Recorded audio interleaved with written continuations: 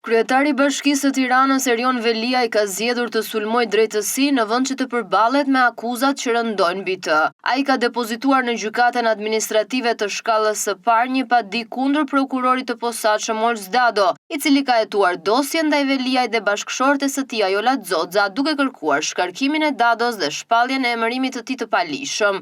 Veliaj thot në padi se Dado nuk ka plotësuar kriteret ligjore për të bërë prokuror në vitin 2008. Megjithëse duhet theksuar se Dado ka kaluar me sukses të gjitha shkallët e vettingut dhe emërimi i tij është vlerësuar i lishëm nga institucionet përkatëse. Kjo padi duket më shumë si një përpjekje për të diskredituar prokurorin dhe për të friksuar drejtësinë, sesa një shqetësim real ligjor. Në këtë mënyrë Veliaj përpiqet të zhvendos vëmendjen nga hetimi i tij për korrupsion dhe pastrim parash, duke sulmuar prokurorin që po heton. Në padi thuhet se të gjitha veprimet e kryera ndaj tij, përfshirë masat e sigurisë dhe kufizimet ndaj mandatit të tij, mbështeten mbi një akt emërimi që ai e konsideron null ab initio, i pavlefshëm nga fillimi. Kjo duket si një manovër politike e kryebashkiakut, i cili po synon me çdo formë të zvarrisë seancat gjyqësore, vetëm e vetëm që të mos përballet me akuzat që rëndojnë mbi të.